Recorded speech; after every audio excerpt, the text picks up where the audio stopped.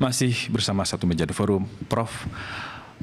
Dalam peringatan Nuzulul Quran di istana, saya melihat ada pemandangan yang luar biasa. Saya melihatnya adalah bagaimana umaro dan ulama itu berinteraksi.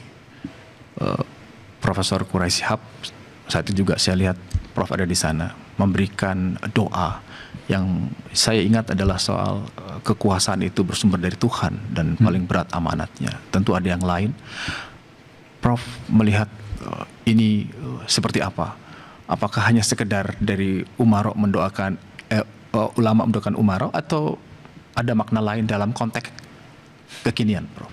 Iya, memang ada dua hal yang paling menarik dalam masyarakat kita kemarin di Nuzulul Quran itu.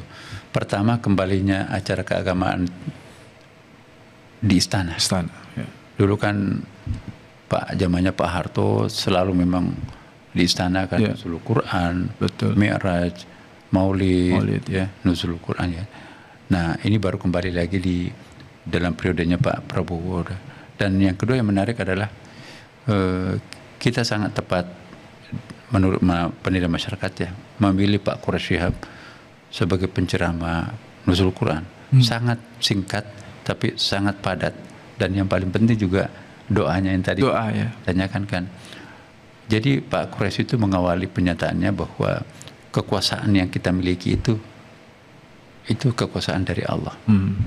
Bahkan dikatakan kekuasaan seorang penjahat pun juga itu dari Allah juga, dari Tuhan juga.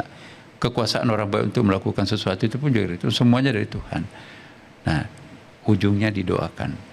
Ya, kalau seandainya doa ini kami akan peruntukkan kepada Bapak Presiden, semoga kekuasaan yang dari Tuhan ini itu dibantu untuk menyukseskan seluruh program-program yang dikembangkan Pak Prabowo dalam periodenya ini. Ya, jadi ada sebuah ketulusan dari seorang ulama mendoakan kepala negaranya. Jadi saya juga waktu sambutan itu kan ada seorang ulama besar ditanya, kok kenapa Syekh Mutawalli Sya'rawi itu dia kutip ya kan, dikutip ya, kenapa mendoakan presiden Mesirnya kan waktu itu. Nah, jadi kalau saya mendoakan diri saya sendiri belum tentu berdampak positif kepada bangsa. Tapi kalau yang kami doakan pemimpin, maka dampak positifnya akan dirasakan seluruh masyarakat. Maka lebih utama dia katakan begini, seandainya doa saya pasti diterima malam ini, maka yang paling pertama saya akan mendoakan kepala negara, baru yang lain. Karena kalau kepala negara diterima doa kita, maka akan dirasakan seluruh masyarakat. Tapi kalau doa saya prioritaskan, belum tentu dirasakan oleh masyarakat yang lain. Prof, di akhir sebenarnya masih banyak yang ingin saya diskusikan dengan Prof Naser. Apa yang makna yang harus dibaca dan dicerna oleh seluruh bangsa Indonesia lintas agama atas sebuah peristiwa yang kita bilang langka, dan itu harus bisa terimplementasi di kehidupan sehari-hari bangsa Indonesia, sehingga tercermin antara bangsa Indonesia yang religiusitasnya cukup tinggi juga tercermin dengan perilaku yang cukup beradab. Iya,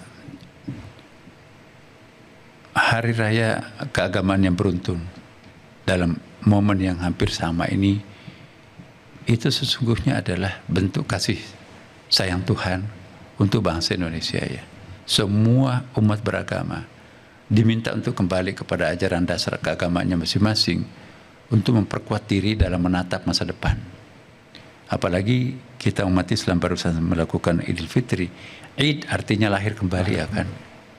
Kita reborn sekarang ini. Kita menjadi manusia baru setelah ditempa. Ramadan artinya membakar hangus. Allah sudah membakar hangus seluruh dosa masa depan kita, masa lalu kita ya. Dengan demikian kita menjadi kayaumi waladathumu, kita seperti bayi yang baru lahir. Jangan kembali menodai dirinya setelah dibersihkan. Yang kedua, semoga energi Idul Fitri ini masih tetap kita bawa sampai mengarungi 11 bulan berikutnya. Akhirnya kita kembali lagi pada bulan Ramadan akan datang.